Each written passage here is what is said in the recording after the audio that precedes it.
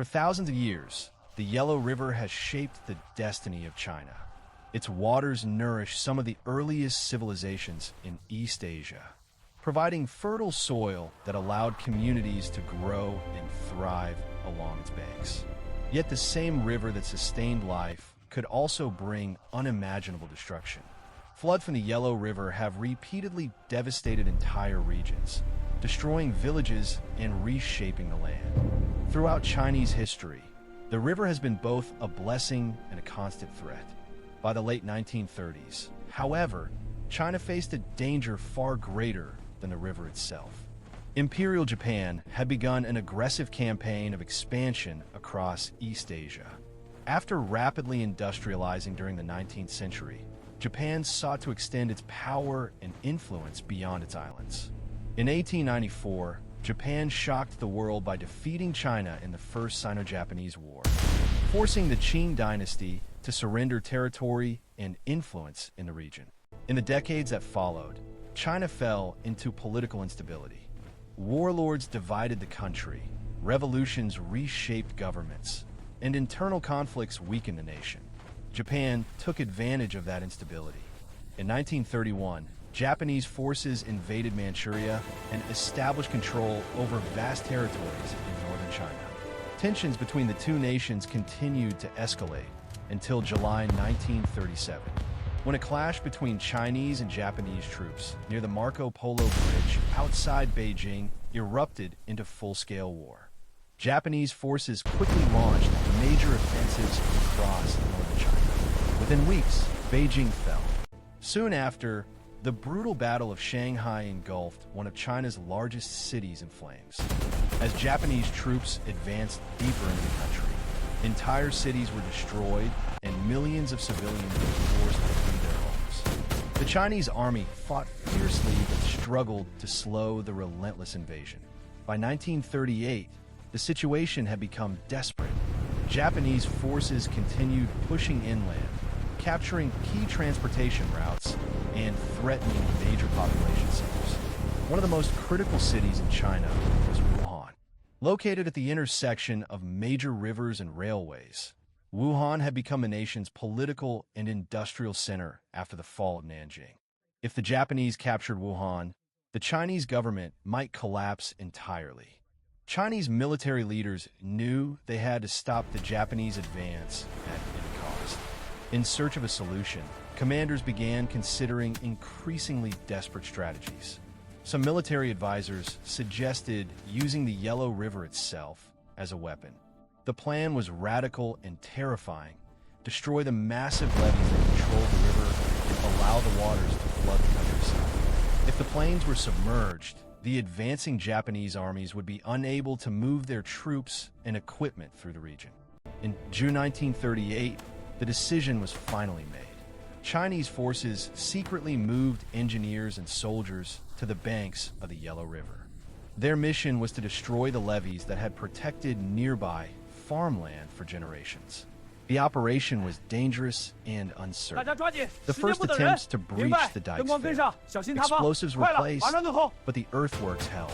A second attempt also failed.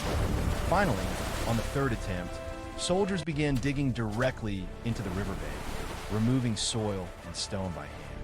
Eventually, the pressure of the river broke through. The Yellow River burst through the weakened levee with unstoppable force. Within moments, torrents of muddy water surged across the plains. The flood quickly spread across vast areas of central China. Entire villages were swallowed by the expanding waters. Farmland disappeared beneath waves of thick yellow silt. Thousands of homes were destroyed. Terrified civilians fled as the floodwaters advanced, carrying whatever belongings they could. For the advancing Japanese army, the flood created a massive natural barrier. Entire regions were transformed into swamps and lakes. Roads and railways vanished beneath the water. Supply lines were disrupted, and troop movements slowed dramatically. In some places, Japanese units became isolated by the flooded terrain. Chinese forces used the chaos to regroup and launch limited counterattacks, while guerrilla fighters began operating in the devastated countryside. From a military perspective, the flood achieved some of its intended goals. Japanese advances were delayed, and the defense of Wuhan gained precious time. But the strategic victory came at an enormous cost. The true victims of the flood were the civilians who lived in the region. Millions of people lost their homes as the water spread across the countryside.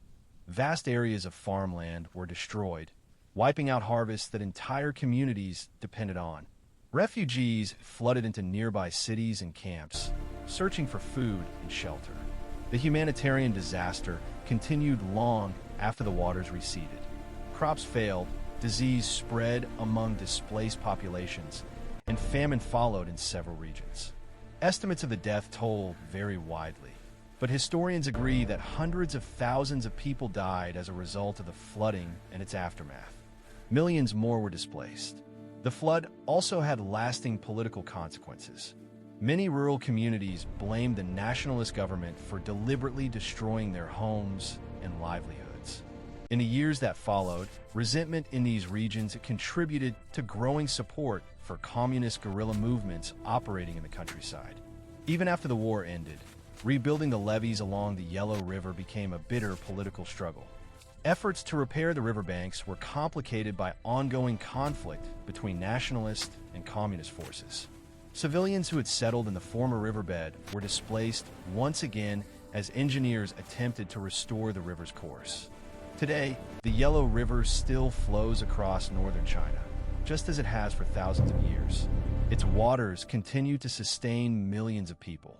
But the events of 1938 remain a stark reminder of the desperate choices made during times of war. The deliberate flooding of the Yellow River stands as one of the most controversial decisions of the conflict. While it slowed the Japanese advance and helped preserve the Chinese war effort, it also unleashed one of the worst humanitarian disasters of the war. It was a desperate gamble in a desperate time, a moment when a nation turned its most powerful river into a weapon of war, forever changing the lives of millions. History is filled with battles and strategies, but the story of the Yellow River flood reminds us that behind every military decision are countless human lives affected by its consequences. And in this case, the cost of that decision echoed across generations. Hello everyone, thank you for watching the channel. If you like the video content, please hit like and subscribe to the channel to watch the latest videos.